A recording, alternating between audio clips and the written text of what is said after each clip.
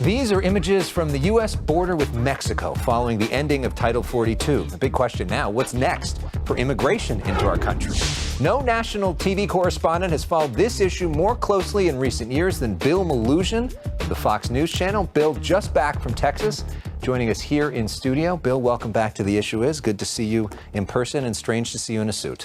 Good to see you. Yeah. Weird to be in a suit. Yeah. All right. So let's start with, for people that don't follow this closely, they hear Title 42, they hear Title 8, they don't understand necessarily what that is. What was Title 42?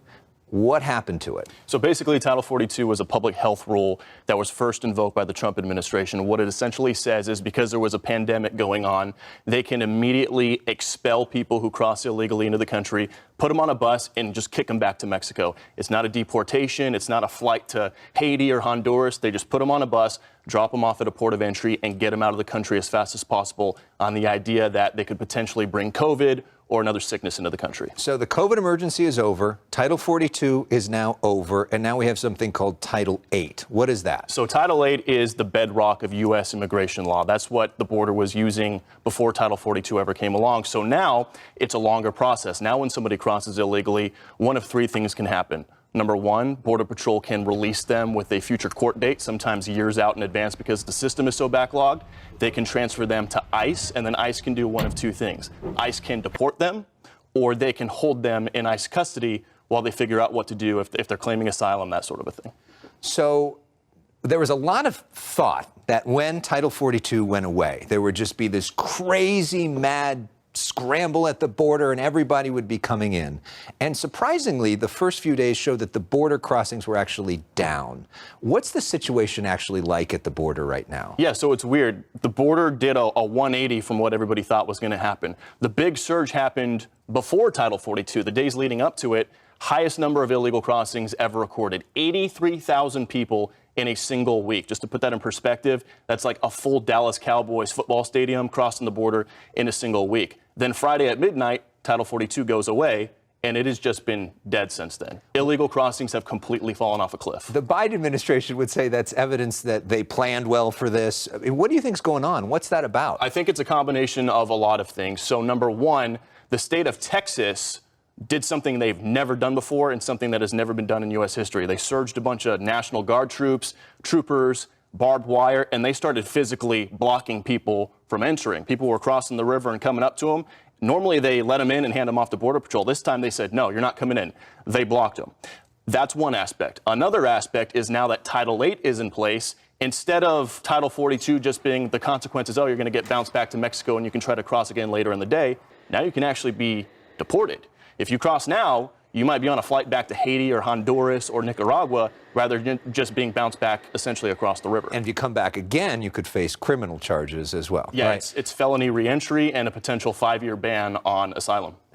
So many people talk about the border that have never been there and frankly don't know what they're talking about. You've spent more time there than just about anybody. What do you think is the biggest misconception in the national dialogue about the border? By far the biggest misconception is that the majority of the people showing up at the border are asylum seekers. Are some of them? Yes, absolutely. I've talked with some of them. But the overwhelming majority of the people showing up are economic migrants coming here to look for a job, or they already have family here in the United States and they're looking to link up with them or reunite them with them because they felt now is the time to cross. I've spoken with countless, hundreds of migrants over the last 2 years. I've talked to maybe 15 people seeking asylum. The rest here for trabajar. They want to work. They will tell you that on camera over and over and over. On a human level, for you, spending so many years there talking to these folks and seeing the desperation on people's eyes every day, is there a particular person or image that sticks with you in your heart? Yes. So there's two. One, October of 2021, we came across two little girls, two little like 5-year-old sisters who had just been sexually assaulted by a coyote who brought them across the border. There were medics all around them. That was very difficult to see. Number two is there was a Texas National Guard soldier last March who drowned in the river. He jumped in seeing migrants in the water thinking they were trying to cross over, and he jumped in to rescue them. They ended up being drug smugglers, and he drowned. And there's a memorial to him right next to the side of the river in Eagle Pass where we do a lot of live shots. So seeing the American flag and the flowers right there is just kind of a reminder of, so many things have happened over the last 2 years down there. I mean, regardless of what you think and where you are politically on this, clearly this situation is just sad for a lot of folks. Is there any hope that there's going to be any movement? I mean, what's next when it comes to all of this? Look, in my opinion, both Republicans and Democrats have kind of used immigration as a political football, if you will, bouncing back and forth to criticize each other for going back, 2 decades now at least. They got to get on the same page and come up with something. They're both in their corners right now. They don't want to compromise. House Republicans just put out a pretty strict H.R. 1, a pretty strict border security bill. Democrats aren't a big fan of it. They got to come to the table, and they got to find areas where they can legitimately compromise. Both sides have extremes that they want. They got to figure something out, because the way it's going right now, look, you've got a lot of people, millions of people showing up who want to work. And a lot of people would argue, let's get a legal system for that to be able to happen when we have a lot of job openings, right? There's a lot of job openings. Yeah. If big business can pressure Republicans to maybe do something on this and work with Democrats, that may be the one way that we're able to finally get immigration reform. But there hasn't been real immigration reform in this country in 40 years. Yeah. All right, on that hopeless note, we want to talk a little bit about you, because everybody sees you out at the border, and you're this serious guy telling serious, important stories, but people may not know this. Bill's one of my best friends, and we're going to play our game Personal Issues, where we put 30 seconds on the clock. I don't think you've done this before, and I don't even know what you're going to answer to all of these, so let's see what comes up. All right, Bill, here we go. What is your favorite TV show? Chernobyl on HBO. In my opinion, that was the best series ever made. Favorite musician or band? The Weeknd. Favorite sports team? Probably Anaheim Angels.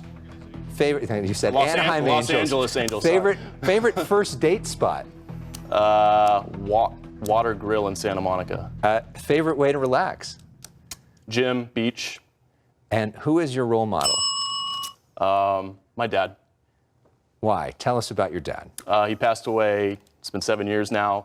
And he just pounded work ethic into my head when I was a little kid, stuck with me my whole life, talked to me about discipline, hard work. If you don't work hard, somebody else will. You got to go and get what you want. And just all about personal responsibility, and that stuck with me my whole life, and it's kind of my work ethic now. So I'll say yes to anything, I'll do anything, I'll take on any assignment. Well, your dad would be so proud of you. Thanks, man. Appreciate it. I'm so proud of you.